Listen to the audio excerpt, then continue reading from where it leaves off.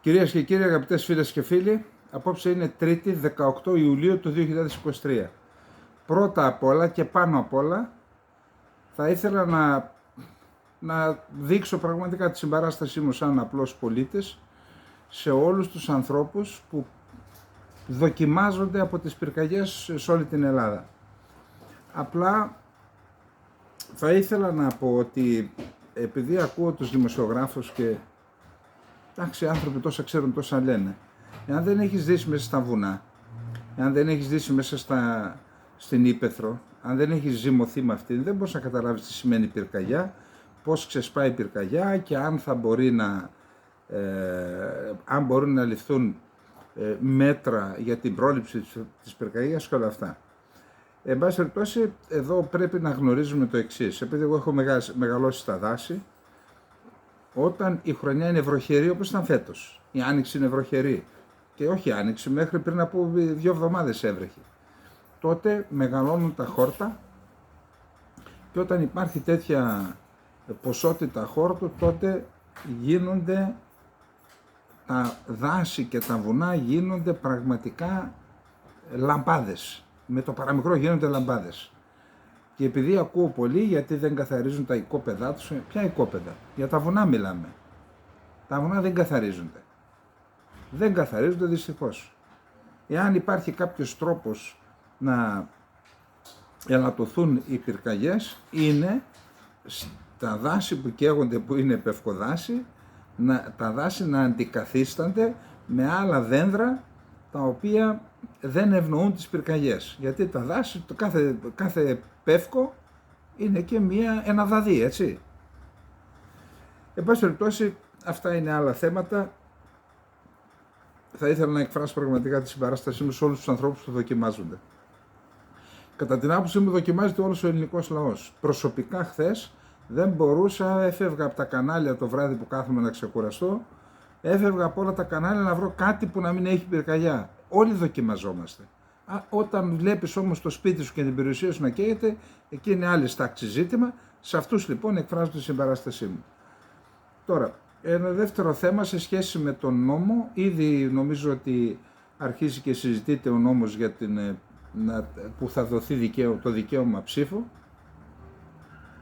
Για να δοθεί το δικαίωμα, όχι το δικαίωμα ψήφου έχουν, να δοθεί η δυνατότητα διευκολύνσης για να ψηφίζουν οι Έλληνες όπου και αν βρίσκονται. Όπως έχετε καταλάβει, σε αυτή την εκπομπή πολιτικές σκοπιμότητες δεν εξυπηρετούμε, κανένας κόμματος. Προσπαθούμε, δεν λέω ότι τα κάνουμε όλα σωστά, μπορεί να κάνουμε και λάθη, έτσι, άνθρωποι είμαστε. Μόνον ο Πάπας ή αλάθητος, όλοι οι άλλοι κάνουμε λάθη. Εν πάση περιπτώσει, εγώ θεωρώ ότι είναι ευεργετική για την Ελλάδα και για το ελληνικό έθνος μια τέτοια ρύθμιση. Ήδη παίρνω δεκάδες μηνύματα από όλο τον κόσμο, οι φίλοι μου παίρνουν άλλοι δεκάδες, δηλαδή είναι χιλιάδες τα μηνύματα.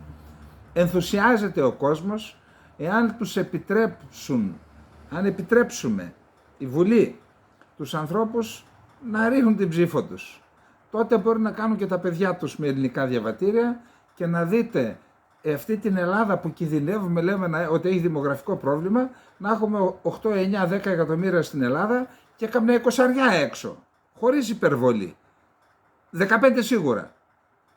Άρα, ό,τι επιρροή έχετε σε βουλευτές και κόμματα, γιατί ακούω διάφορες ανοησίες, να ψηφίσουν τον νόμο, να περάσει ο νόμος, για να ισχυροποιηθεί η πατρίδα μας. Και να μην έχουν φοβίες τώρα κάποια κόμματα, εντάξει, τι να κάνουμε δηλαδή. Επειδή δεν σας ψηφίζουν, να χτυπήσουμε την Ελλάδα και τον ελληνισμό, να τους τιμωρήσουμε. Δεν πάει έτσι. Εθνικά βλέπουμε τα ζητήματα και όχι κομματικά. Λοιπόν, αυτά, επειδή έρχονται και πάλι φίλοι από εδώ, να πούμε όσοι έρθετε στην Ελλάδα, το βιβλιοπωλείο μας είναι ανοιχτό.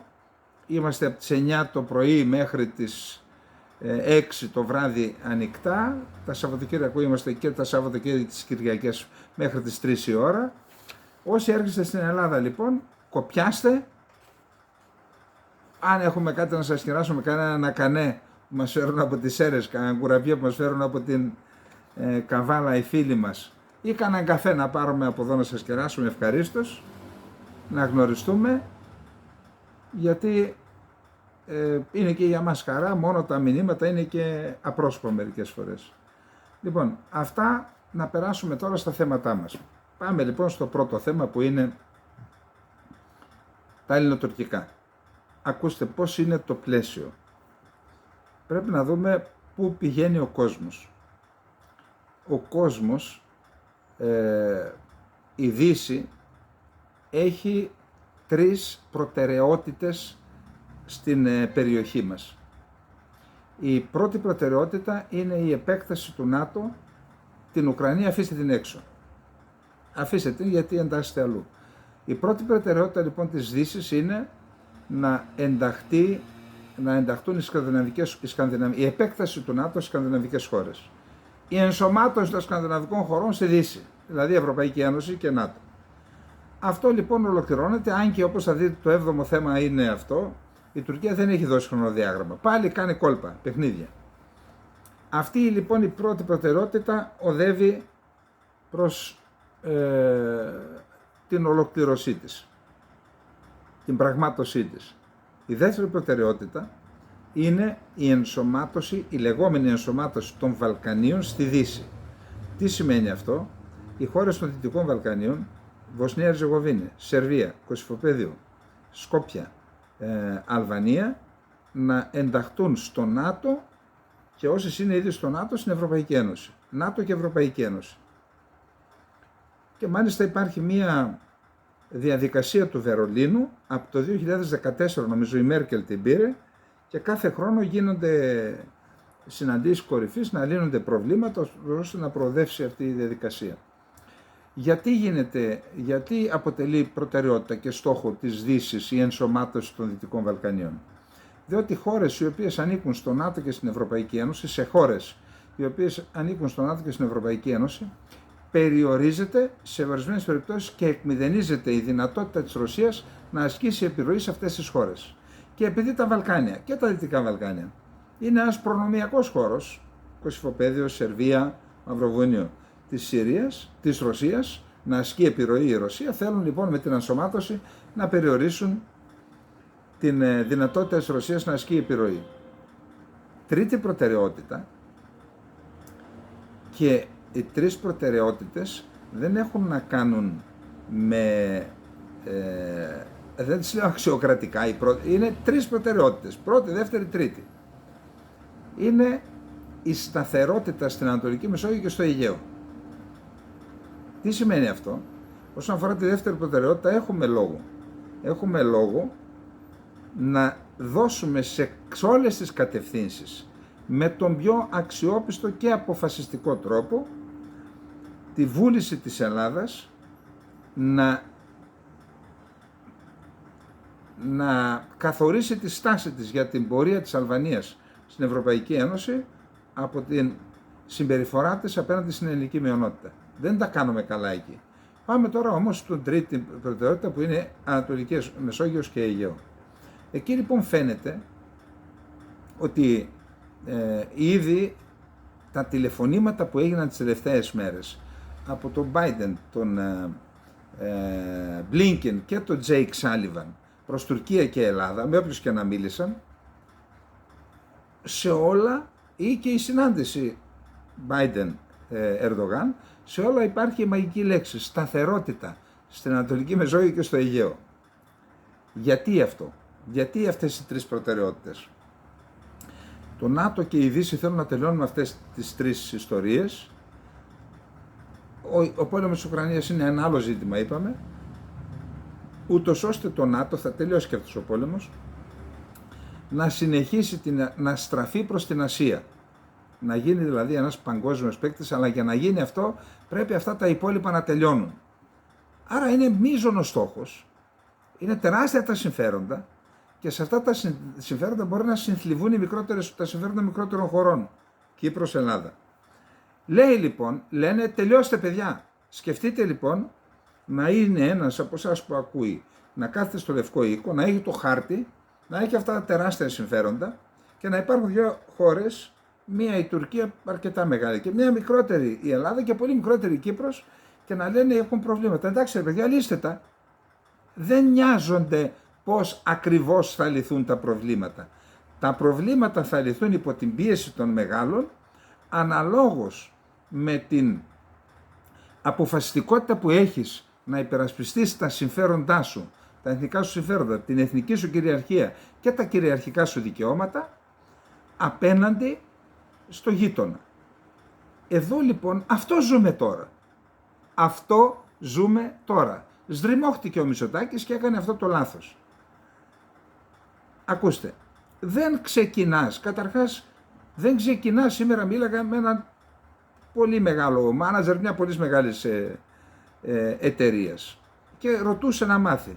Ο άνθρωπος και αυτός την έχει, να πω, δεν θέλω να λέω τώρα, μην απαξιώνω και...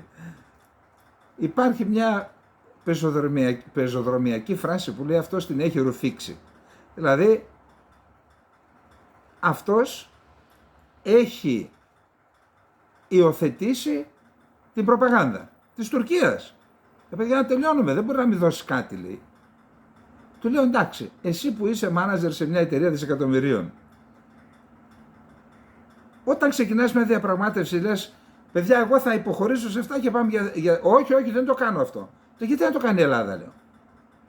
Εν πάση περιπτώσει, διάθεση να ξέρετε, να ξέρουμε, να τα βρούμε έχουν οι μεγάλοι και προσέξτε. Επειδή ζούμε μια, ασχέτως με τα προβλήματα που έχουμε εμείς οι μικροί, τα νούμερα της οικονομίας στο χρηματιστήριο από τις 800 μονάδες πήγε στις 1350, η οικονομία έχει καλές προοπτικές και αν έρθει και η επενδυτική βαθμίδα θα έρθουν και ξένες επενδύσεις, θα πάει καλύτερα. Άρα οι επιχειρηματίες, οι ελίτ, οι έχοντες και κατέχοντες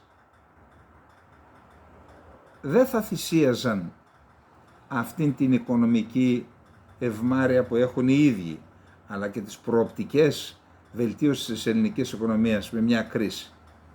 Έτσι, δεν τους έχουμε μαζί μας δηλαδή. Εν πάση περιπτώσει, να σας πω κάτι, και εγώ δεν θέλω καμιά κρίση, γιατί να έχουμε κρίση. Μακάρι να βελτιωθεί η ελληνική οικονομία και αυτή η βελτίωση να φτάσει μέχρι και τον τελευταίο Έλληνα. Δηλαδή πραγματικά, να πω μια τουρκική λέξη, είναι σάφη, έχουμε, τι να πω, από τις αλλεπάλληλες κρίσεις. Δεν περνάει ένας καιρός να πάρουμε μια ανάσα. Όμως, να ξέρουμε ότι όσοι ασχολούμαστε με το θέμα, όσοι έχουμε λόγο, πρέπει ο λόγος μας να γίνεται κατανοητός για να μπορέσουμε να κερδίσουμε αυτούς οι οποίοι αποφασίζουν. Αυτοί αποφασίζουν σε μεγάλο βαθμό. Εμείς, ξέρετε, κομπάρσοι είμαστε. Δεν είναι ηττοπαθής η στάση μου, είναι ρεαλιστική, έτσι. Όπως είναι το σύστημα, χωρίς τη δυνατότητα ανάκλησης βουλευτών. Είμαστε πραγματικά εχμάλωτοι μερικών ομάδων. Τέλος πάντων. Άρα θα δεχθούμε πιέσεις για να διευθετηθούν τα πράγματα. Ποια είναι η άποψή μου για το τι έπρεπε να κάνει η Ελλάδα. Καταρχάς, δεν το λέω εγώ. Διαβάζω αυτόν τον Γιαϊτζή και τον άλλον τον Κιούρ Ντενίζ, οι οποίοι έκαναν και τη Γαλάζια Πατρίδα και το τουρκολιβικό μνημόνιο. Εδώ είναι τα βιβλία του, τα έχω. Πριν υπογράψουν όλα αυτά, λέγανε, καλούσαν την τουρκική κυβέρνηση, υπογράψτε με τη Λιβύη, διότι αν οι Γιουνάνιδες υπογράψουν με την Κύπρο, οι Γιουνάνιδες της Ελλάδας με τους Γιουνάνιδες της Κύπρου, αν υπογράψουν οριοθέτηση, τότε εμείς θα τρέχουμε πίσω από τα γεγονότα. Ελάτε να υπογράψουμε εμείς με τη Λιβύη και ας τρέχουν αυτοί από πίσω. Τι λέω λοιπόν. Εφόσον εκεί δεν υπήρχε, μπορεί να υπήρχαν κάτι, δεν υπήρχε κάζους μπέλι για παράδειγμα. Γιατί δεν το έκανε η Ελλάδα. Γιατί αφού υπάρχει ο χάρτης της Σεβίλης, ο οποίος χάρτης της Σεβίλης είναι παραγγελία της Ευρωπαϊκής Ένωσης. Είναι ένα όπλο στα χέρια μας. Εμείς λοιπόν με βάση το χάρτη της Σεβίλης έπρεπε να υπογράψουμε με την Κυπριακή Δημοκρατία. Εάν υπογράφαμε εκεί, η Τουρκία, να σας πω κάτι, εντάξει, έχει δικαίωμα να λέει ότι το Καστελόριζο δεν δικαιούται πλήρη. Ωραία, εσύ να υπογράψεις, να έχεις δέσει το γάιδαρό σου και μετά άσε την Τουρκία να σου πει να πάμε στο δικαστήριο. Πάμε. Αλλά θα πάμε εκ του ασφαλούς, αφού πρώτα εγώ έχω οριοθετήσει με την Κυπριακή Δημοκρατία και αυτό του κλείνει και το δρόμο να υπογράψει με τη Λιβύη. Τώρα προσέξτε τι συμβαίνει. Τώρα έχουμε το τουρκο-λιβικό μνημόνιο, έχουμε τη γαλάζια πατρίδα και δεν ξέρω, θα πρέπει να είναι ηλίθιος ο Τούρκος να πάει στη Χάγη, αφού αυτά τα έχει διασφαλίσει και στο πεδίο. Τι να πάρει δηλαδή παραπάνω από εμάς, αφού το μισό Αιγαίο το έχει πάρει με τη γαλάζια πατρίδα. Εν πάση περιπτώσει, αυτά μπορεί να είναι και ζητήματα που δεν γνωρίζουμε, ενώ νομικής υφής, δηλαδή τι μπορεί να ακυρώσει το Διεθνές Δικαστήριο. Ορισμένοι λέτε Αμβούργο. Εντάξει, τώρα μην το, άμα λέω εγώ Χάγη, εσείς να λέτε ότι εγώ εννοώ το Αμβούργο. Τώρα Χάγη λένε όλοι, μακάρι να πάνε στο Αμβούργο αν είναι έτσι. Εγώ δεν το ξέρω το θέμα. Λοιπόν, αλλά μην επιμένετε γι' αυτό τώρα, αφού Χάγη γράφουν όλοι, εγώ τι να λέω Αμβούργο, να παίζουμε δηλαδή την κολοκυθιά. Άμα είναι καλύτερο το Αμβούργο, να πάνε στο Αμβούργο. Απλά είναι τα πράγματα. Εν πάση περιπτώσει, δεν ξέρω τι μπορεί να ακυρώσει το Αμβούργο. Η Χάγη. Μπορεί να ακυρώσει το τουρκο-λιβικό μνημόνιο. Δηλαδή, αν η Τουρκία πει αναγνωρίζω δικαιοδοσία στη Χάγη, γιατί τώρα δεν το έχει πει, θα το πει με δήλωσή της. Αναγνωρίζω εκτός δεν αναγνωρίζω δικαιοδοσία να κρίνει συμφωνίες της Τουρκίας. Τότε τι θα γίνει? Θα πάμε στη Χάγη και θα είναι το τουρκο-λιβικό μνημόνιο εκεί που αναγνωρίζει 5-6 μίλια στην Κρήτη? Λοιπόν, η κατάσταση είναι έτσι. Επαναλαμβάνω, θεωρώ ότι έχει στηθεί μια παγίδα και μας σέρνουν μέσα, θα μας κλείσουν εκεί μέσα και θα χάσουμε. Και ήταν λάθος το Μητσοτάκη, να σας πω κάτι, πες το προεκλογικά. Πες εγώ θα κάνω τολμηρές κινήσεις με την Τουρκία για να λύσω το βασικό πρόβλημα που είναι η οριοθέτηση. Τολμηρές κινήσεις. Και αν χρειαστεί να κάνω και συμβιβασμό, θα κάνω και το συμβιβασμό, γιατί πιστεύω ότι αυτό είναι το σωστό και καλό για το μέλλον. Και υποχωρήσεις θα τις κάνω και υποχωρήσεις. Πες το προεκλογικά, εγώ θα σε χειροκροτήσω, άσχετα με το αν συμφωνώ ή όχι. Θα χειροκροτούσα τον κύριο Μητσοτάκη επειδή για το θάρρος της νόμης. Αυτό όμως, να μου έρχεσαι ένα μήνα μετά τις εκλογές και να λες το ξεκούδουνο σε μια στημένη εκπομπή, πιστεύω, στο Sky. Τώρα αυτό έγινε για να μας πει ότι θα υποχωρήσει. Να αρχίσει το μασάζ στην ελληνική κοινή γνώμη. Και να μου αρέσει τέτοιο πράγμα, δηλαδή πώς θα το δεχθούμε. Και δίνεται εντολή παντού να μας κόψετε από όλα τα κανάλια. Τι είναι αυτά τα πράγματα τώρα? Πού βρισκόμαστε? Πού βρισκόμαστε? Τι θέλετε τώρα, σας βγάζουμε όλους, θα σας κρεβάσουμε στα μανταλάκια? Δηλαδή τι είπαμε? Είπαμε κάτι ψέματα? Είπαμε κάτι το οποίο δεν στέκει? Αν δεν κρίνεις αυτά που συμβαίνουν, τότε να μην υπάρχουμε καλύτερα. Πάμε λοιπόν να δούμε τι λέει ο Νίκος Μελέτης. Έχει ένα άρθρο στο Liberal. Είναι από τις λίγες φορές που δεν συμφωνώ με τον Μελέτη. Και αυτός πάει να μας δεν τα λέει καλά.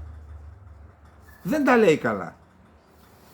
Εν πάση περιπτώσει, σας προτείνω να το διαβάσετε. Είναι και στο Liberal και στο Infognomon. 3 παραγράφους θα πω. Χρειάστηκε μια παρεξηγήσιμη αστοχία και αναντιστοιχεία ερώτησης-απάντησης στη συνέντευξη Μητσοτάκη στο Sky. Η αναντιστοιχεία ερώτησης-απάντησης, σας το έχω πει, έχει να κάνει με το ότι τα συζήτησαν από πριν. Γι' αυτό εκεί κάτι μπερδεύτηκαν. Γι' αυτό έγινε η αναντιστοιχεία. Μα γι' αυτό έγινε η συνέντευξη. Τι θα πει αναντιστοιχεία? Νίκο. Λοιπόν, χρειάστηκε μια παρεξηγήσιμη αστοχία και αναντιστοιχεία ερώτησης-απάντησης στη συνέντευξη του Μητσοτάκη στο Sky μετά την επιστροφή του από το Βίλνιους για να αποκαλυφθεί σε εισαγωγικά, από τον ίδιο μάλιστα, η σχεδιαζόμενη προδοσία και παραχώρηση κυριαρχίας στην Τουρκία προκειμένου να επιληθεί η διαφορά της υφαλοκρηπίδας. Η υπόθεση των ελληνοτουρκικών δυστυχώς καταλήγει σε συζήτηση καφενείου και είναι εξαιρετικά ευάλωτη στις θεωρίες συνωμοσίας και έτσι η είδηση άρχισε να κάνει το γύρο της, λες και οι παραχωρήσεις εθνικής κυριαρχίας είναι σαν το market pass που ανακοινώνονται σε μια τηλεοπτική συνέντευξη. Τότε γιατί μας το είπε, κύριε Μελέτη, ο τέτοιος ο Μητσοτάκης? Γιατί το είπε? Εντάξει, δεν είναι σαν το market pass. Γιατί το είπε? Γιατί δεν δίνεται μια εξήγηση? Παρεξηγήσιμη αστοχία και αναντιστοιχεία ερώτηση-απάντηση και έτσι περνάει αυτό? Δηλαδή, συγγνώμη, ακούς τον Έλληνα Πρωθυπουργό να λέει θα κάνω παραχωρήσεις προκαταβολικά για να δημιουργήσω την αφετηρία για να πάμε και δεν θα λέμε τίποτα. Και είναι συζητήσεις καφενείου αυτές. Δεν τα λέτε καλά. Η υπόθεση των ελληνοτουρκικών δυστυχώς, ναι. Ο Μητσοτάκης πριν ακόμη από τις εκλογές είχε εκφράσει την πρόθεσή του να επιχειρήσει να εκμεταλλευτεί την περίοδο νηνεμίας που ακολούθησε τους σεισμούς της Τουρκίας, αρχικά για να αποκατασταθούν διάβλοι επικοινωνίας που δεν υπήρχαν, να επιχειρηθεί η βελτίωση των σχέσεων και να διερευνηθούν οι δυνατότητες επίλυσης της διαφοράς για την Ορθοκρηπίδα ή την παραπομπή της στο Διεθνές Δικαστήριο της Χάγης. Συγγνώμη δηλαδή. Το 1976 η Τουρκία υπέγραψε το πρωτόκολλο της Βέρνης που μας δέσμευσε εκεί, γκριζάραμε το Αιγαίο το 1976, είπαμε δεν θα κάνουμε ούτε η Ελλάδα ούτε η Τουρκία έρευνες στο Αιγαίο το 1976 μέχρι να συμφωνήσουμε σε συνυποσχετικό για να πάμε στη Χάγη. Η Τουρκία δεν συμφώνησε σε συνυποσχετικό, διότι πολύ απλά έχει βάλει τα θέματα στην αποστρατικοποίηση της κυριαρχίας νησιών του Αιγαίου. Ένα πράγμα να πω μόνο. Έχουμε την νήσο Κίναρο, την Κανδελιούσα, που πέρυσι είχαμε κάθε μέρα μία παδρομένα αεροσκάφη από πάνω τους. Κάθε μέρα. Γιατί τα έστελναν εκεί. Πώς θα πας λοιπόν στη Χάγη και τι θα πεις, ο δικαστής και οι τεχνοκράτες θα καθίσουν να μετρήσουν μεταξύ Κανδελιούσας και ακτών, μικρασιατικών ακτών, για να δουν σε συνδυασμό και με τα άλλα σημεία αναφοράς πού είναι η οριοθέτηση. Και σου λέει ο Τούρκος, ποια Κανδελιούσα ρε εμάς τώρα, η Κανδελιούσα δεν είναι δικιά σου, ούτε η Κίναρος είναι δικιά σου. Άρα ποιος θα πάει στη Χάγη, τι παραμύθια είναι αυτά. Να σας πω κάτι, ο στόχος των Τούρκων είναι ο εξής, να κατοχυρώσουν με κάποιο τρόπο η Ελλάδα, να δεσμεύσουν την Ελλάδα να μην επεκτείνει τα χωρικά της ύδατα στα 12 μίλια. Αυτό είναι όλο και δεν πρόκειται να πάει ποτέ στη Χάγη. Ποτέ. Και κατά την άποψή μου, νομικός δεν είμαι, έχω μελετώ τόσα χρόνια. Αν πάει στη Χάγη και Τούρκοι δικαστές να είναι όλοι, δυτικός των ελληνικών νησιών δεν πρόκειται να πάρει ούτε μέτρο ΑΟΣ και Εφελοκρηπίδα.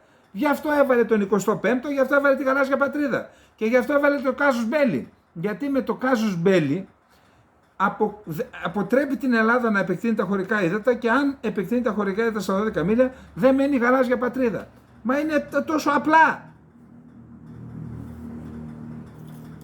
Εν πάση περιπτώσει, επαναλαμβάνω, τις 99% φορές συμφωνώ με το μελέτη, σε αυτή δεν συμφωνώ. Βλέπω ότι, τέλος πάντων, διαβάστε και βγάλετε τα συμπεράσματά σας. Πάμε στο επόμενο θέμα που είναι και αυτό σοβαρό. Όπως ξέρετε, αποφεύγω να θίξω θέματα του Υπουργείου Εθνικής Άμυνας. Και γιατί είναι συνάδελφοι, κάποιοι από αυτούς ήταν, εντάξει δεν έχω συμμαθητές τώρα, αλλά ο αρχηγός ΓΕΘΑ ήταν μια τάξη μικρότερος από μένα, δύο ούτε ξέρω κιόλας. Ο μέχρι χθες αρχηγός ΓΕΣ ήταν διοικουμένη μου, ήταν πρωτοετής όταν ήμουν εγώ τεταρτοετής. Δεν θέλω να μπαίνω στα θέματα του Υπουργείου, διότι εκεί υπάρχει μεγάλη τοξικότητα και λένε όποιος ανακατεύεται με τα πίτουρα τον τρών οι κότες. Ό,τι και να πεις εκεί, στο τέλος βρίσκεσαι τον πελά σου. Και βρίσκεσαι από τον πελά σου ανθρώπους οι οποίοι, στους οποίους εγώ τουλάχιστον δεν δίνω δικαίωμα να με εντάξουν σε αυτά τα παιχνίδια που κάνουν εκεί μέσα. Ας τα κάνουν μόνοι τους. Αλλά εδώ υπάρχει ένα άρθρο του Περικλή Ζορζοβίλη που σχετίζεται με την εθνική άμυνα. Δεν μιλάω τώρα για τα παιχνίδια, έτσι. Και ο Περικλής Ζορζοβίλης το δημοσίευσε στο Newsbreak, μιλάει για την πρόθεση στηριζόμενος στις προγραμματικές δηλώσεις του Δένδια στη Βουλή, του νέου Υπουργού Άμυνας, αλλά προφανώς και σε ρεπορτάζ που έχει κάνει για το θέμα. Τι λέει λοιπόν το άρθρο? Στην ουσία ακυρώνει τον Παναγιωτόπουλο και λέει ότι ο Παναγιωτόπουλος επέτρεψε ούτως ώστε να δημιουργηθεί μια καθετοποιημένη δομή στις ένοπλες δυνάμεις σαν το Αρχηγείο Ενόπλων Δυνάμεων που είχε ιδρυθεί επί επταετίας, ρίχνει για αυτό το καρφί του και έτσι να περιθωριοποιείται ο ρόλος του Υπουργού Άμυνας. Λέει μάλιστα το άρθρο του Ζορζοβίλη ότι το Υπουργείο Άμυνας της Ελλάδας είναι το μοναδικό στις ευρωπαϊκές χώρες που είναι κομπάρσος και ο πρωταγωνιστής είναι ο αρχηγός του Γενικού Επιτελείου. Λέει λοιπόν εδώ ότι και αυτό οφείλεται στην παθητικότητα του προηγουμένου Υπουργού Άμυνας του κυρίου Νίκου Παναγιωτόπουλου. Λέει λοιπόν τώρα ότι ο Δένδιας δεν πρόκειται να καθίσει να κάνει τον κομπάρσο, ότι τους αρχηγούς των 4 κλάδων, αρχηγός ΓΕΘΑ, αρχηγός ΓΕΣ, ΓΕΝ και ΓΕΑ, Γενικό Επιτελείο Στρατού, Γενικό Επιτελείο Ναυτικού, Γενικό Επιτελείο Αεροπορίας, τους 4 θα τους έχει στην ουσία περίπου ισότιμους ως συμβούλους του, το λέω εγώ αυτό, ως γενικοί γραμματείς του Υπουργείου θα είναι οι 4 και θα αναφέρονται σε αυτόν όλες οι αποφάσεις τους και όχι στον ΓΕΘΑ οι 3 κλάδοι, όλοι στον Υπουργό. Λέει για τις άστοχες ενέργειες που έγιναν τα προηγούμενα χρόνια, που κόστησαν και λεφτά, κόστησαν και πολλά. Ένα παράδειγμα που φέρνει είναι ότι έκλεισαν τα κέντρα εκπαιδεύσεων νεοσυλλέκτων, τώρα τα ξανανοίγουν, λεφτά στις παλιές δομές, λεφτά στις καινούργιες, τώρα λεφτά ξανά στις παλιές. Λέει λοιπόν, η μόνη άμεσης αποτελεσματικότητας επιλογή είναι η κατάργηση της κάθετης δομής διοίκησης στην παρούσα μορφή της. Οι αρχηγοί των 4 γενικών επιτελείων, Γενικό Επιτελείο Εθνικής Άμυνας, Γενικό Επιτελείο Στρατού, Ναυτικού και Αεροπορίας, να τεθούν υπό την άμεση υπαγωγή του Υπουργείου Εθνικής Άμυνας με σαφείς και διακριτούς ρόλους. Τα γενικά επιτελεία των 3 κλάδων να περιοριστούν αποκλειστικά στη συγκρότηση, στην εκπαίδευση, στον εξοπλισμό και στην υποστήριξη δυνάμεων, τις οποίες διαθέτουν στο ΓΕΘΑ, που μετασχηματίζεται σε ανώτατο διακλαδικό στρατηγείο. Η διεξαγωγή διακλαδικών επιχειρήσεων στην ειρήνη, στην κρίση και στον πόλεμο, με τις δυνάμεις που διαθέτουν οι κλάδοι, αποτελεί την αποκλειστική αποστολή του ΓΕΘΑ.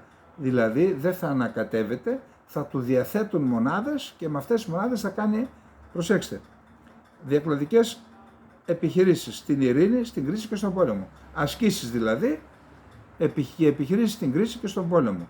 Με δυνάμεις που θα του διαθέτουν οι κλάδοι. Ακούστε, εδώ υπάρχει ένα θέμα όμως. Σου λέει ο άλλος, ρε φίλε, εγώ θα πολεμήσω με αυτούς. Δηλαδή δεν θα έχω λόγο ποιος είναι διοικητής στρατιάς. Εντάξει, θα έχει ο αρχηγός του ΓΕΣ. Αλλά εγώ δεν θα έχω λόγο. Σε μένα θα τους δώσουν αυτούς. Εγώ θα πολεμήσω. Δηλαδή εδώ υπάρχει ένα θέμα. Ότι πρέπει να υπάρχει και διακριτός ρόλος του ΓΕΘΑ. Δεν λέω ότι θα πρέπει να καπελώνει τον Υπουργό Άμυνας, αλλά πρέπει να υπάρχει ένας διακριτός ρόλος του ΓΕΘΑ, διότι ο ΓΕΘΑ είναι αυτός που θα σηκώσει το βάρος του πολέμου. Έτσι, καθαρά πράγματα. Μην πάμε λοιπόν από το ένα άκρο στο άλλο. Να βρεθεί μια λύση, ούτως ώστε ο αρχηγός του ΓΕΘΑ να έχει τη δυνατότητα, αν θέλετε σε πολύ καλή συνεργασία και σε συνεννόηση με τον Υπουργό Άμυνας, να έχει τη δυνατότητα και να έχει λόγο στα ζητήματα των 3 κλάδων, οι οποίοι όμως κλάδοι δεν πρέπει να χάνουν και αυτή την αυτονομία τους. Εντάξει, θα μου πείτε, πάμε να τετραγωνίσουμε τον κύκλο. Έτσι είναι. Δεν είναι εύκολα τα πράγματα. Λοιπόν, επίσης λέει ότι είναι δυσανάλογος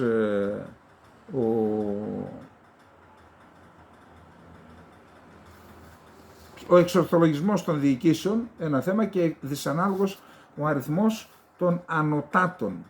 Κάτι λέει και για τη θητεία, μετά δεν έχει σημασία. Λέει ότι στις χώρες του εξωτερικού, στους στρατούς της Ευρωπαϊκής Ένωσης, τις ταξιαρχίες τις διοικεί ένας στρατηγός. Εδώ λέει έχουμε ταξιάρχο και έχουμε πήξει τους ταξιάρχους, λέει. Εντάξει, το ακούω. Δεν είναι ανάγκη να έχουμε τόσους πολλούς ανώτατους. Λοιπόν, αυτά και για τις ένοπλες δυνάμεις. Απλά ο Δένδιας να μην πάει ως ταύρος σε ιαλοπολείο.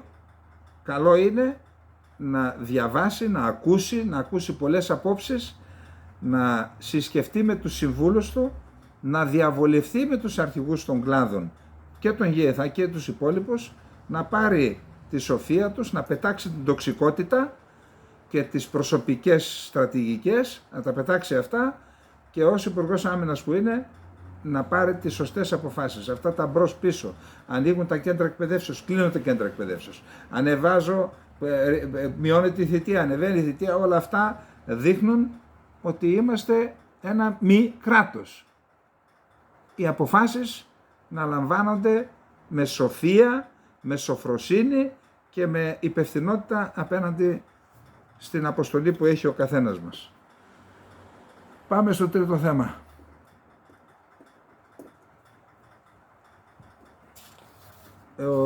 Το Reuters, τώρα δεν ξέρω γιατί πήγε το Reuters, τι μπλέκεται, τι είναι αυτό, πρακτορείο ειδήσεων είναι, εν πάση περιπτώσει, πρακτορείο είναι σίγουρα. Λοιπόν, πήγε και βρήκε τον Σίρσκι. Ο Σίρσκι, ο στρατηγός Σίρσκι, είναι ο αρχηγός του στρατού Ξηράς της Ουκρανίας και μάλιστα από ό,τι διαβάζω ήταν και αυτός ο οποίος υπερασπίστηκε το Κίεβο και αυτός ο οποίος απελευθέρωσε το Χάρκοβο, την περιοχή του Χαρκόβου από τους Ρώσους. Και φαίνεται ότι τώρα είναι αυτός που συντονίζει τις δυνάμεις, κυρίως περί του Μπαχμούτ. Για να δούμε τι λέει το Reuters, που πήγε και τον βρήκε στο στρατηγείο του. Κάπου σε ένα υπόγειο λέει εκεί πέρα και έχει ορισμένα πράγματα που πιστεύω ότι μας ενδιαφέρουν. Πόλεμος είναι, μας φέρνει κοντά στον πόλεμο. Επιβραδύνεται η Ουκρανική αντεπίθεση από τις Νάρκες και τα ρωσικά ορίγματα στο νότιο και ανατολικό μέτωπο σύμφωνα με τον στρατηγό των Ουκρανών Σίρσκι. Θα θέλαμε να έχουμε πολύ γρήγορα αποτελέσματα, αλλά στην πραγματικότητα αυτό είναι πρακτικά αδύνατο, είπε ο Σίρσκι, που είναι αυτός ο οποίος διευθύνει την αντεπίθεση της Ουκρανίας στο ανατολικό μέτωπο του πολέμου με τη Ρωσία. Το Reuters εντόπισε και συνάντησε τον στρατηγό Ολεξάνδρ Σίρσκι σε μια μυστική τοποθεσία δίπλα στο όχημα διοίκησης που χρησιμοποιεί είτε για να επισκέπτεται το μέτωπο, είτε για να παρακολουθεί τη μάχη. Υπάρχει ένα ισχυρό πυροπολιβόλο, λέει, πάνω στο όχημα. Στο εσωτερικό μια μεγάλη οθόνη εμφανίζει πολλαπλές ζωντανές εικόνες βίντεο του πεδίου της μάχης που μεταδίδονται από εκατοντάδες drones. Όλα αυτά δίνουν στις οθόνες και έχει εικόνα του πεδίου της μάχης. Ο Σίρσκι ηγήθηκε της υπεράσπισης του Κιέβου κατά την έναρξη της πλήρους κλίμακας εισβολής της Ρωσίας στην Ουκρανία το 2022. Ήταν ο εγκέφαλος πίσω από την έκκληση και την επίθεση της Ουκρανίας στο Χάρκοβο το περασμένο καλοκαίρι και την ανακατάληψη της περιοχής. Τώρα είναι επικεφαλής των στρατιωτικών επιχειρήσεων στην Ανατολική Ουκρανία, ένας από τους δύο βασικούς άξονες στην αντεπίθεση της Ουκρανίας. Ανατολικά είναι το Μπαχμούτ, είπαμε, και το Ντονέτσκ, και νότια είναι η Ζαπορίζια. Παρακολουθούμε μία τροφοδοσία από βαριά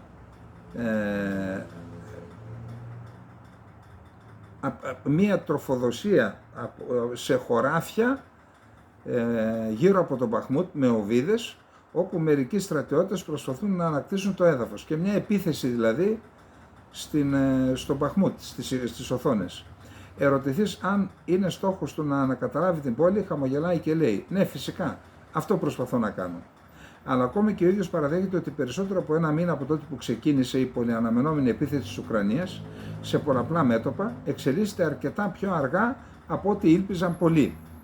Λέει ότι στα ανατολικά όπως και στα νότια η περιοχή είναι κορεσμένη από νάρκες και αμυντικά ορίγματα. Οι Ρώσοι έχουν κάνει πολλά προπύργια. Ως εκ τούτου η προέλασή μας δεν προχωρά πραγματικά όσο γρήγορα θα θέλαμε.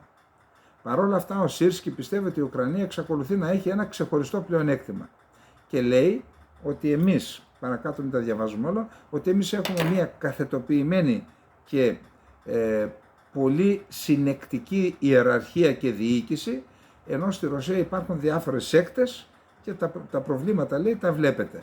Κάποιοι στρατηγοί απομακρύνονται κτλ. Στα νότια και βόρεια του Μπαχμούτ η Ουκρανία λέει ότι έχει ανακτήσει σχεδόν 30 τετραγωνικά χιλιόμετρα εδάφους από τους Ρώσους.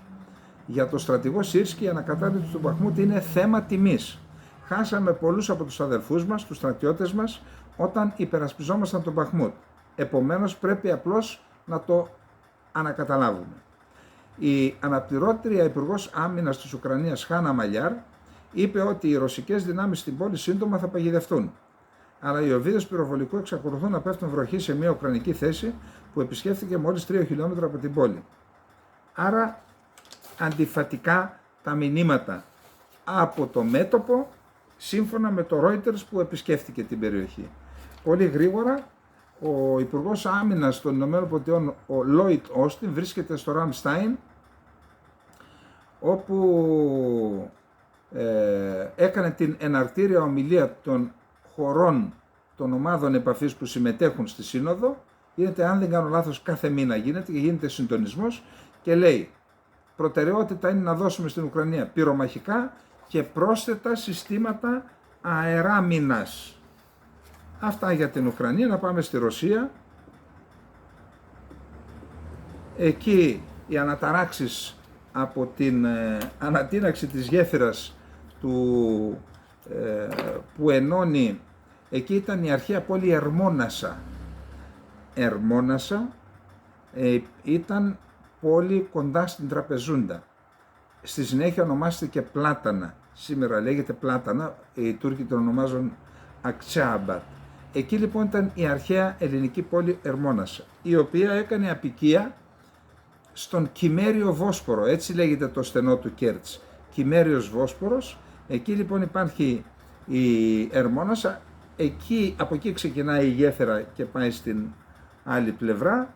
Χτυπήθηκε λοιπόν αυτή η γέφυρα, έχει αρκετές ζημιές, ήδη λειτουργεί το πορθμίο που λειτουργούσε πριν την κατασκευή της γέφυρας. Νομίζω ένα κομμάτι της γέφυρας για οδικές και σιδηροδρομικές κάτι γίνεται τώρα, δεν κατάλαβα, λειτουργεί, δεν λειτουργεί, λένε διάφορα πάντως.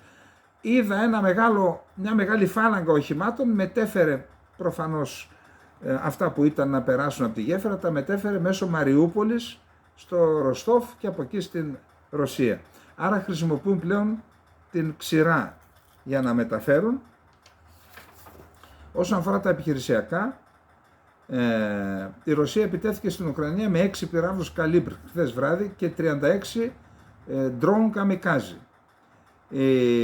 Η Ουκρανική αεράμενα λέει ότι κατέριψε και τους 6 Καλίμπρ και τα 31 από τα 36 ντρόουν. Η Ουκρανική διοίκηση ανέφερε ότι θράψματα βλημάτων που καταρρίφθηκαν κατέστρεψαν λιμενικές υποδομές και πολλά ιδιωτικά σπίτια. Ένας ηλικιωμένος τραυματίστηκε και νοσηλεύεται στο νοσοκομείο. Στο Νικολάεφ και στην Οδυσσό τα πλήγματα είχαν στόχο τον Οδυσσό και τον Νικολάεφ, γιατί θεωρούν ότι από εκεί ξεκινούν τα πλοία για τα σιτηρά. Ήταν δηλαδή κτυπήματα αντίπεινα για το κτύπημα στη βάση, αλλά ήθελαν να χτυπήσουν και τα σιτηρά, θα δείτε στη συνέχεια γιατί.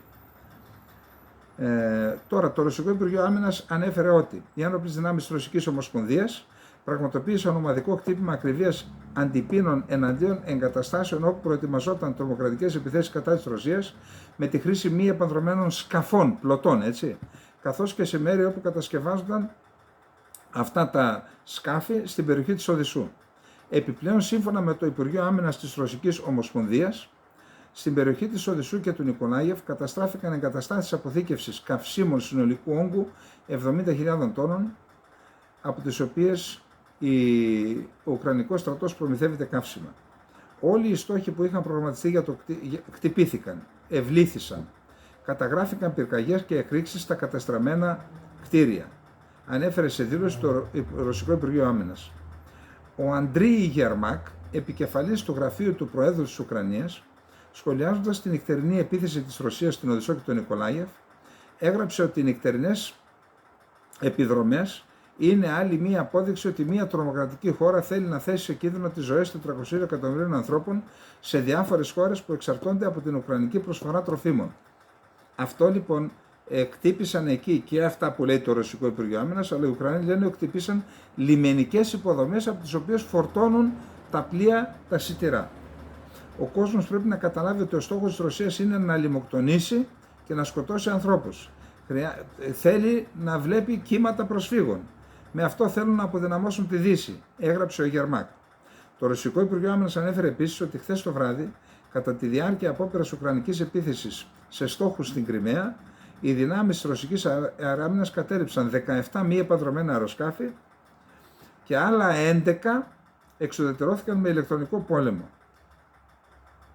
Ο Πεσκόφ είπε στο ΡΙΑ Νοβόστι ότι τα νυχτερινά πλήγματα με όπλα υψηλής ακρίβειας σε εγκαταστάσεις λιμενικών υποδομών στην Οδυσσό είναι επιδρομές αντιπίνων για τη γέφυρα της Κριμαίας.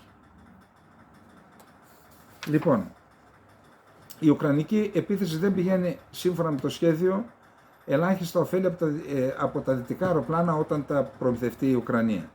Παρά την τεράστια βοήθεια σε όπλα και πυρομαχικά, η Δύση φοβάται ότι η Ουκρανία δεν θα μπορέσει να πραγματοποιήσει την επίθεσή της όπως την οραματίστηκαν, γράφει η Washington Post.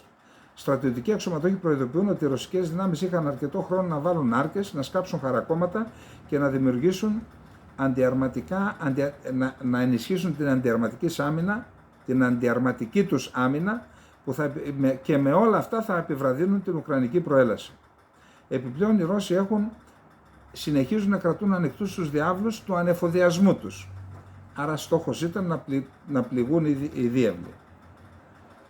Ένα άλλο σημαντικό χαρακτηριστικό του πολέμου είναι τα πανταχού παρόντα drones που παρέχουν στις ρωσικές δυνάμεις λεπτομερείς πληροφορίες σε πραγματικό χρόνο για το πού βρίσκονται τα ουκρανικά στρατεύματα, επιτρέποντάς τους να πραγματοποιούν επιθέσεις ή στοχευμένα πυρά, μία πρόκληση που ακόμα και οι αμερικανικές δυνάμεις, παρά την εμπειρία δεκαετιών, δεν έχουν φτάσει σε αυτό το επίπεδο, λέει ο Washington Post, που έχουν φτάσει οι Ρώσοι.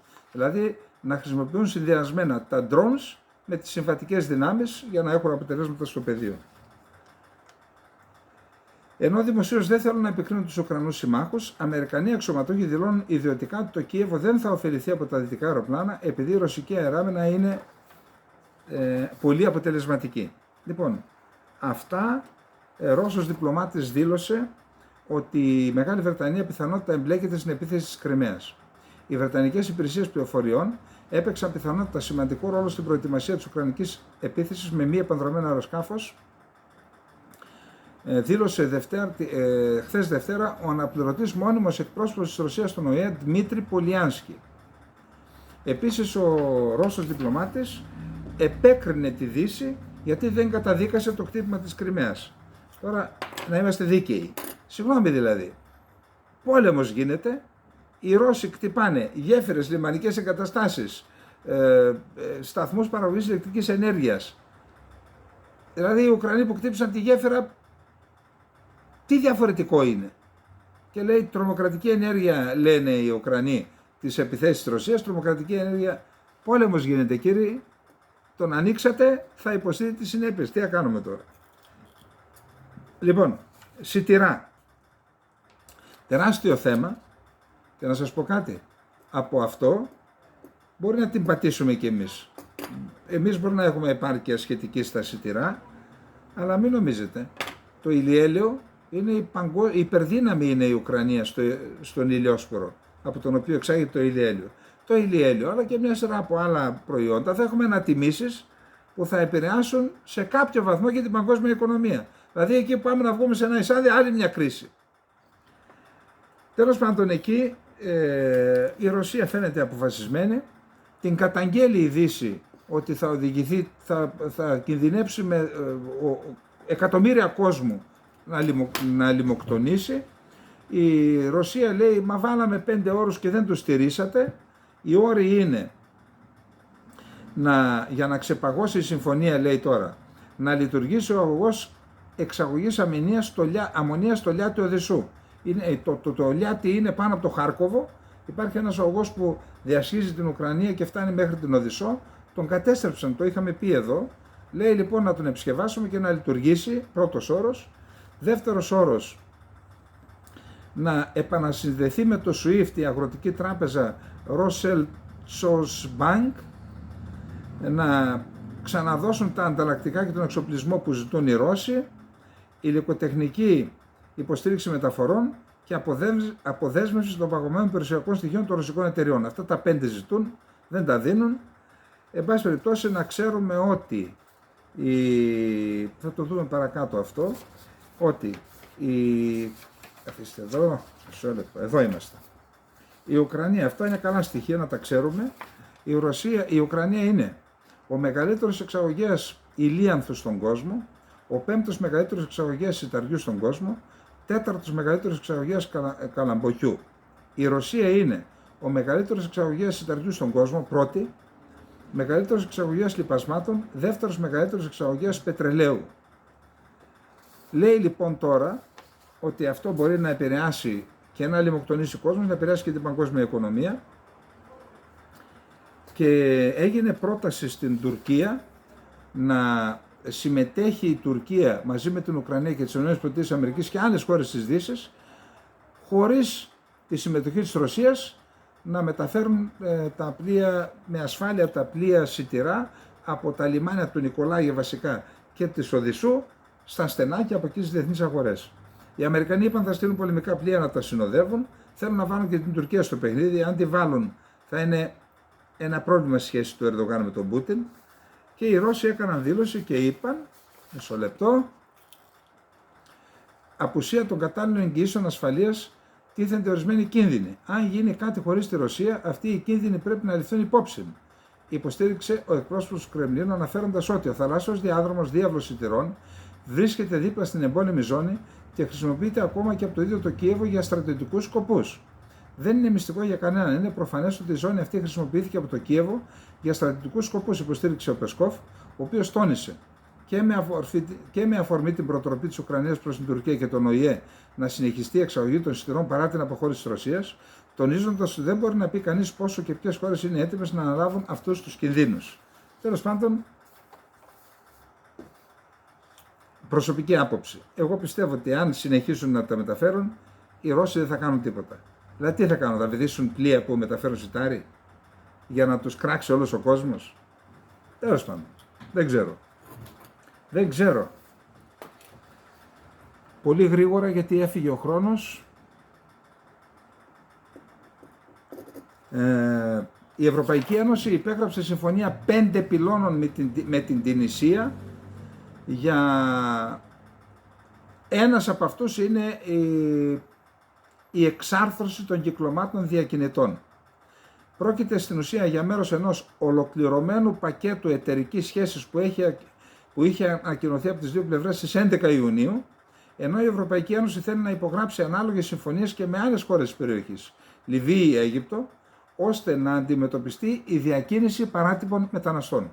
Στο μνημόνιο υπάρχουν 5 πυλώνες: μακροοικονομική σταθερότητα, εμπόριο, επενδύσεις, πράσινη μετάβαση, επαφές μεταξύ λαών και μετανάστευση. Μαζί είναι αυτό. Θέλουν να μπει φρένο στους διακινητές, δίνουν και 100 εκατομμύρια στην Τινησία για να ενισχύσει τους ελεκτικούς μηχανισμούς είτε στις ακτές είτε και στο εσωτερικό της χώρας. Εδώ λοιπόν γιατί δεν γίνεται κάτι τέτοιο και με την Τουρκία? Επειδή φοβούνται οι Ευρωπαίοι ότι θα φτάσουν στην αυλή του Ερντογάν? Γιατί εκεί βρίσκονται οι διακινητές. Στην αυλή του Ερντογάν βρίσκονται οι διακινητές. Όμως δεν έχουν θάρρος στις Βρυξέλλες, δεν έχουν το θάρρος και όλη αυτή την έλλειψη θάρρος την πληρώνουμε εμείς. Λοιπόν, πάση περιπτώσει, ας ελπίσουμε ότι η νέα ηγεσία του Υπουργείου, δηλαδή Κερίδες και Βούλτεψη είναι παλιά, να καθίσουν και να κάνουν ένα σχέδιο να πείσουν την Ευρωπαϊκή Ένωση να πάρει μέτρα εναντίον της Τουρκίας. Με χάδια, όχι μόνο δεν έχουμε αποτελέσματα, έχουμε χειρότερα πράγματα. Εντάξει, πάμε.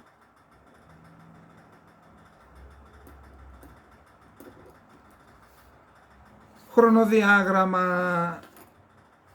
Τι νομίζατε, έγιναν άγγελοι οι Τούρκοι? Από διάβολοι έγιναν άγγελοι σε μια μέρα? Θα την πατήσετε, εννοώ τους Αμερικανούς έτσι και τους Ευρωπαίους. Εμείς, οι Ηνωμένες Πολιτείες δεν έχουν λάβει κάποιο συγκεκριμένο χρονοδιάγραμμα από την Τουρκία για την επικύρωση της ένταξης της Σουηδίας στο ΝΑΤΟ, σημειώνει το State Department. Απαντώντας σε ερώτηση του Αθηναϊκού Πρακτορείου Ειδήσεων, Μακεδονικού Πρακτορείου Ειδήσεων, παρεμπιπτόντως, προχτές είδα έναν, θα πω το όνομά τώρα, δεν ξέρω αν τον κάψω τον άνθρωπο, αυτός ο Κοταρίδης, Κυριακή πρωί, Σάββατο πρωί, και αναφερόμενος στη δολοφονία ενός πολίτη της γειτονικής χώρας, κάποιος λέει Βορειομακεδόνας, παραβιάζεται τη Συμφωνία των Πρεσπών. Δεν υπάρχουν Βορειομακεδόνες, Μακεδόνες υπάρχουν. Άντε πείτε ότι είναι Μακεδόνας τώρα. και δεν είναι τη γλώσσα τους. Και ο Κοταρίδης, ξέρετε τι είπε, ο Σκοπιανός. Δεν του πήγε το άνθρωπο, τι να πει. Τι να πει.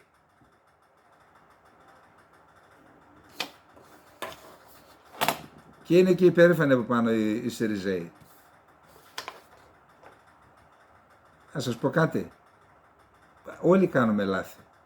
Αναγνωρίστε το λάθος να πάμε μπροστά. Όσο επιμένετε στο λάθος, πάμε για μονοψήφιο.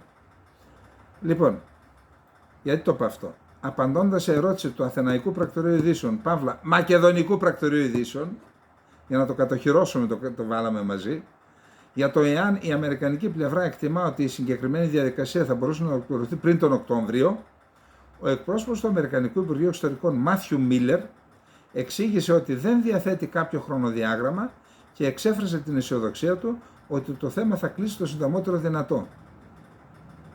Δεν θα μιλήσω για χρονοδιαγράμματα. Θα πω ότι είμαστε αισιόδοξοι ότι η ένταξη της Σουηδίας στο ΝΑΤΟ θα εγκριθεί. Εκτιμούμε το έργο του Προέδρου Ερντογάν σε αυτό το θέμα, αλλά δεν έχω κάποιο χρονοδιάγραμμα. Δεν έχεις αφού δεν σου έδωσε. Σας δουλεύει στο ταψί ο Ερντογάν. Απλά θα πω ότι ελπίζουμε να εγκριθεί το συντομότερο δυνατό. Λοιπόν, εκεί μπήκε το θέμα των F-16 είπαμε. Ορισμένοι, προεξάρχοντος του γερουσιαστή Μενέντες, βάζουν ευρύτερες προϋποθέσεις στο τραπέζι, στις οποίες συμπεριλαμβάνεται ένας μηχανισμός επιτήρησης, αλλά και η στρατιωτική ενίσχυση της Ελλάδας, που θα της επιτρέψει να αποκτήσει ένα συγκριτικό πλεονέκτημα έναντι της Τουρκίας. Με αυτόν τον τρόπο, οι νομοθέτες επιδιώκουν να διασφαλίσουν ότι η Άγκυρα δεν θα μπορεί να αποσταθεροποιήσει την νότια πτέρυγα του ΝΑΤΟ, χρησιμοποιώντας τα F-16 για την παραβίαση της εθνικής κυριαρχίας συμμαχικών χωρών. Θεωρητικά, καλό ακούγεται. Θεωρητικά. Πάμε. Αυτό που θα ακούσετε τώρα να το φοβάστε αυτό. Να φοβόμαστε τη σοβαρότητα όχι της τουρκικής κυβέρνησης, του τουρκικού κράτους. Να το ξαναπώ, υπήρχε μια υπηρεσία διεύθυνση κρατικού σχεδιασμού και κάποια στιγμή έκαναν ετήσιες αναφορές για όλους τους τομείς. Παρακολουθούσαν τις εξελίξεις διεθνώς με πολύ δυνατούς επιστήμονες και μάλιστα είχαμε και δύο πρωθυπουργούς από αυτή την υπηρεσία. Άρα έχει μια παράδοση λειτουργίας του τουρκικού κράτους που προέρχεται από την εμπειρία λειτουργίας του κράτους του Βυζαντίου για 1100 χρόνια, την οποία τον μηχανισμό όπως ακριβώς ήταν, δεν άλλαξε τίποτα η Οθωμανική Αυτοκρατορία. Τα κατάστοιχα, οι φόροι όλα ίδια ήταν. Και η διοίκηση, τα ονόματα τα άλλαξε, όπου τα άλλαξε και αυτά. Άρα είναι μια εμπειρία λειτουργίας κράτους 1100 χρόνια και 500 η Οθωμανική 1600 χρόνια και 100 που είναι αυτή 1700 χρόνια. Εμείς έχουμε 200 χρόνια λειτουργίας κράτους. Που 200 που 1700. Και ένα κράτος, ενώ το Βυζαντινή Αυτοκρατορία που είχε υψηλή στρατηγική, λειτουργούσε, άντεξε 1100 χρόνια γιατί λειτουργούσε σωστά. Αυτό το κράτος λοιπόν έχουμε μπροστά μας. Προσέξτε τι έκαναν στην Σαουδική Αραβία. Σήμερα είναι η πρώτη στάση, στην Τζέντα πήγε, όχι στο Ριάντ που έγραψα στο λάθος, γράψτε λάθος. Η Τουρκία και η Σαουδική Αραβία υπέγραψαν 5 συμφωνίες για την υλοποίηση κοινών έργων στον τομέα της ενέργειας, των επενδύσεων και της άμυνας, όπως μετέδωσαν τουρκικά μέσα ενημέρωσης. Επιπλέον, το Υπουργείο Άμυνας της Σαουδικής Αραβίας υπέγραψε 2 συμφωνίες με την τουρκική εταιρεία κατασκευής μη επανδρομένων αεροσκαφών Baykar, του γαμπρού του Ερντογάν, δηλαδή του Bayraktar, για μακροχρόνια συνεργασία. Ο Τούρκος πρόεδρος Ερντογάν παρουσίασε και το τουρκικό ηλεκτρικό αυτοκίνητο, που δεν είναι τουρκικό, είναι ιταλικό, που τα πηγαίνουν κρυφά, τα αποβιβάζουν και μετά τα παρουσιάζουν για τουρκικά. Στην Ιταλία γίνονται. Βάσιλος, προσέξτε εδώ, εμείς με τη Σαουδική Αραβία είχαμε σχέσεις, θα έλεγε κανείς, άρεστες. Άμα φτάσεις στο επίπεδο να δανείσεις μια πυροβολαρχία, να τη βγάλεις από την Ελλάδα, να την πας στη Σαουδική Αραβία, φαντάζεστε είναι τις σχέσεις αδελφικές. Πού κάναμε κανένα τέτοια συμφωνία στον αμυντικό τομέα. Αλλά τι να κάνεις, τι παράγεις για να κάνεις. Εντάξει, το έχουμε πει τόσο καιρό. Λοιπόν, φεύγοντας ο Ερντογάν τι είπε για να πάει στο Τζέντα. κάναμε μεγάλη πρόοδο στις σχέσεις μας με τις χώρες του κόλπου. Ο όγκος των διμερών συναλλαγών μας με τις χώρες του κόλπου από 1,6 δισεκατομμύρια δολάρια έφτασε περίπου τα 22 δισεκατομμύρια δολάρια την τελευταία 20ετία. Λοιπόν, από 1,6, 22. Για πάρτε λοιπόν αυτά τα 20 χρόνια. Οι ελληνικές εξαγωγές ή τέλος πάντων ο όγκος συναλλαγών, πόσο έφτασε τα τελευταία 20 χρόνια, πόσο ήταν και πόσο είναι σήμερα. Εκεί 15 φορές αυξήθηκε. Εδώ και όλα αυτά γίνονται με προσπάθειες. Πάμε.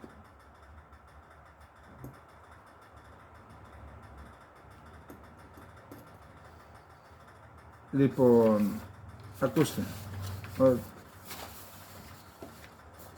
Έχω ένα μικρό ιστορικό ενός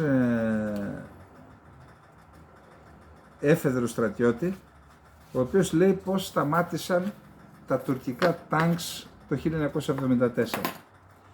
Έχει ενδιαφέρον. Είναι ψηφίδες ιστορίας εκείνου του προδομένου πολέμου, εκείνου του προδομένου αγώνα. Ο Ανδρέας Κυριακού μεταφέρει στους αναγνώστες του Φιλελεύθερου μία μαρτυρία του εφέδρου στρατιώτη του Σώματος Μηχανικού της Εθνικής Φρουράς Γιώργου Νεοκλέους από την Χλώρακα. Μετά τη μάχη αυτός ανήκε στο τάγμα 304 της Πάφου, το οποίο συγκροτήθηκε με εφέδρους, έτσι, προσέξτε. Μετά το πέρας της μάχης στην τουρκική συνοικία του Μούταλου, στις 20 Ιουλίου του 1974, την ημέρα της εισβολής, σε μια συνοικία της Πάφου, είχαν οργανώσει από την περίοδο της ειρήνης, εκεί τους Τούρκους, τους Μουτζαχεντίν, και έγινε ολόκληρη μάχη. Έχω πάει και έχω δει επί τόπου που έγινε η μάχη του Μούταλου. Μετά τη μάχη λοιπόν, αφού τελείωσε η μάχη, συγκροτήθηκε το τάγμα 304 και η αποστολή του ήταν να ενισχύσει την πρώτη γραμμή στην περιοχή Κερίνιας, όπου διεξαγόταν άγριες μάχες με τους Τούρκους εισβολής, που ήδη η μπότα τους πάτησε στα χώματα της Κύπρου.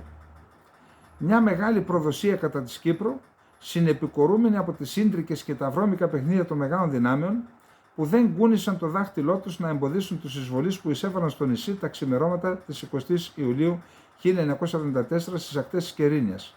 Κάνεις λάθος, κύριε Νεοκλέος. Κούνησαν το δαχτυλάκι τους, όχι για να τους εμποδίσουν, για να είναι εκεί. Αν δεν κουνούσαν το δαχτυλάκι τους, δεν υπήρχε περίπτωση οι Τούρκοι να βγουν στο νησί. Τους φόρτωσαν άρον-άρον σε φορτηγά, τους στρατιώτες του 304, και μετά από ένα ενδιάμεσο σταθμό στο χωριό Νήσου, προχώρησαν προς την Πάναγρα και Βασίλεια Κερίνιας, όπου σε κάποιο σημείο οι Τούρκοι τους αντιλήφθηκαν και άρχισαν να τους βάλουν με όλμους. Εμείς, όπως λέει στην αφήγησή του ο Γιώργος Νεοκλέος, πήραμε θέσεις και προσπαθήσαμε να βρούμε τρόπους κάλυψης, γιατί εκτός από τις βολές των όλμων δεχόμασταν και βολές πυρά από το πυροβολικό των πολεμικών πλοίων που κανονιοβολούσαν την περιοχή του Πενταδάκτυλο από τη θάλασσα. Άρα κινδυνεύαμε και από αυτά. Σε αυτό το επεισόδιο σκοτώθηκε ένας από τους συναδέλφους στρατιώτες μας από την Τρεμηθούσα της Πάφου. Το τάγμα αναγκάστηκε να οπισθοχωρήσει και να καταλήξει στο μαρονίτικο χωριό Αγία Μαρίνα Σκυλούρας. Χθες γιόρταζε. Έγιναν όμως στόχος από τα τουρκικά αεροπλάνα και καθυλώθηκαν στις θέσεις τους. Μόλις σταμάτησαν οι βομβαρδισμοί, ο τότε λοχαγός του λόχου Γιώργος Βέργας ρώτησε ποιοι ήταν του μηχανικού και ζήτησε να γίνει άμεσα σχέδιο ναρκοθέτησης για τα τάγκς που θα επιχειρούσαν να διέρθουν από την περιοχή και να τους επιτεθούν. Ο Γιώργος Νεοκλέος ανέλαβε τον σχεδιασμό και την τοποθέτηση των αντιαρματικών ναρκών που είχαν μαζί τους. Κάποια στιγμή, όπως αναφέρει, παρουσιάστηκε ένα άρμα που ερχόταν από τη Σκυλούρα με τουρκικά διακριτικά. Τελικά διαπιστώθηκε ότι ο χειριστής του ήταν Έλληνας ανθιπολαγωγός, που, όπως λέχθηκε μετά, κατέλαβε το άρμα από τους Τούρκους και το έφερε από εδώ μεριά. Ο Έλληνας στρατιωτικός μας πληροφόρησε ότι τα τουρκικά άρματα έρχονταν προς την περιοχή μας και γι' αυτό θα έπρεπε να ναρκοθετηθεί η μοναδική δίωδος από την οποία υποχρεωτικά θα περνούσαν τα τουρκικά τάγκς.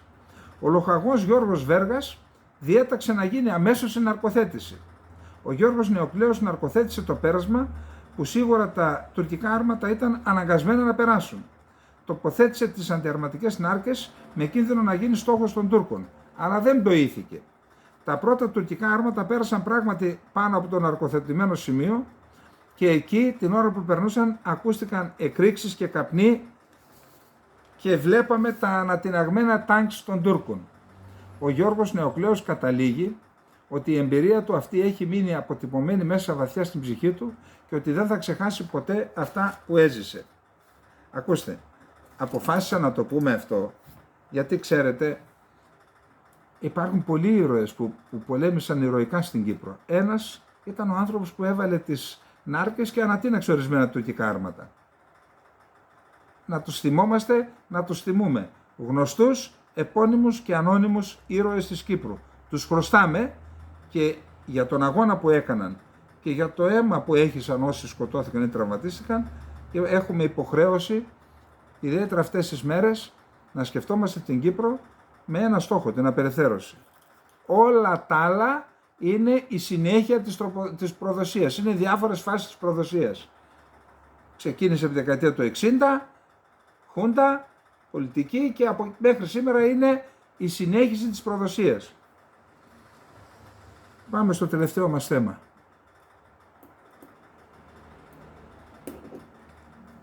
Ψήφισμα με το οποίο καταδικάζει τη φυλάκιση του Δημάρχου Χιμάρας Φρέντι Μπελέρη εξέδωσε η εκτελεστική γραμματεία του Δικτύου Ελλήνων Ερετών Αυτοδιοίκησης Ευρώπης. Όπως αναφέρεται χαρακτηριστικά σε ανακοίνωση του δικτύου, η εκτελεστική γραμματεία του Δικτύου Ελλήνων Ερετών Αυτοδιοίκησης Ευρώπης εκφράζει την αλληλεγγύη της προς το δημοκρατικά εκλεγμένο Δήμαρχο Χιμάρας, καθώς και προς την ελληνική μειονότητα της Αλβανίας. Επίσης, ζητά την άμεση αποφυλάκηση του Δημάρχου, ώστε να είναι σε θέση να αναλάβει τα καθήκοντά του για τα οποία εκλέχτηκε, καθώς και το σεβασμό και την τήρηση των θεμελιωδών δικαιωμάτων της ελληνικής μειονότητας στην Αλβανία, όπως οφείλει σε μια χώρα που δρομολογεί την ένταξή της στην Ευρωπαϊκή Ένωση. Το δίκτυο, μεταξύ άλλων, σημειώνει ότι η άμεση εκλογή του Δημάρχου από τους πολίτες θεωρείται μέσω ενίσχυσης της πολιτικής νομιμότητας του Δημάρχου και ο αποκλεισμός του εκλεγμένου Δημάρχου από την ανάληψη των καθηκόντων του πρέπει να ληφθεί υπόψη. Τα θεμελιώδη δικαιώματα καθορίζουν ελάχιστα πρότυπα τα οποία διασφαλίζουν τη μεταχείριση όλων των ανθρώπων με αξιοπρέπεια. Στο χάρτη των θεμελιωδών δικαιωμάτων της Ευρωπαϊκής Ένωσης υπάρχει αναφορά και στο δικαίωμα του εκλέγει και εκλέγεστε. Ο κύριος Φρέντι Μπελέρη νομίμως έθεσε την υποψηφιότητά του και νομίμως εκλέχτηκε. Γι' αυτό νομίμως και μέχρι αποδείξεως της ενοχής του ζητά την αποφυλάκησή του για να ικανοποιήσει το αίτημα του συμπολιτού του να διοικήσει το Δήμο. Αναφέρεται χαρακτηριστικά στην ανακοίνωση. Και το πρωί της Δευτέρας, το τελευταίο φρούτο από τον κήπο που λέγεται Αλβανία, του Ράμα, το πρωί της Δευτέρας 17 Ιουλίου, οι αλβανικές αρχές απαγόρευσαν την είσοδο στη χώρα και κήρυξαν ως ανεπιθύμητο πρόσωπο αγωνιστή για τα δικαιώματα της γηγενούς και ιστορικής ελληνικής υπηρετικής κοινότητας στην Αλβανία. Πρόκειται για τον κύριο Δημητρόπουλο, ο οποίος στο παρελθόν είχε εργαστεί σε εκπαιδευτικές δομές της Ορθόδοξης Αυτοκέφαλης Εκκλησίας της Αλβανίας. Στον κύριο Δημητρόπουλο είχε απογορευτεί η είσοδος και το 2019 για τους ίδιους λόγους και για 5 συναπτά έτη δεν μπορούσε να επισκεφθεί οικογενειακό στη Χιμάρα, τόπο καταγωγής της γυναίκας του. Μετά από τη χρονική παρέλευση πενταετίες, προσπάθησε να πραγματοποιήσει το ταξίδι του στη Χιμάρα, αλλά του ανακοινώθηκε ότι όχι μόνο εξακολουθεί να ισχύει η απαγόρευση εισόδου στην Αλβανία, αλλά αυτή έχει επεκταθεί κατά 10 έτη. Ο κύριος Δημητρόπουλος δεν έχει συλληφθεί ποτέ για οποιοδήποτε αδίκημα και ούτε έχει προβεί σε κάποια αξιόπινη πράξη. Το ελληνικό ΙΠΕΞ ακούει και λέει διάφορα, πρωτοβουλία παρατηρητήριο ή από εδώ. Λοιπόν, αυτά τα θλιβερά. Εάν φτάσαμε στο σημείο να μην μας υπολογίζει και η Αλβανία, καταλαβαίνετε τι θα γίνει με τη γειτονική χώρα όταν πάμε. Λοιπόν, αυτά είχαμε για απόψε. Να είστε όλες και όλοι καλά και κουράγιο στους ανθρώπους που πλήττονται από τις πυρκαγιές. Κουράγιο, κουράγιο, κουράγιο. Καληνύχτα.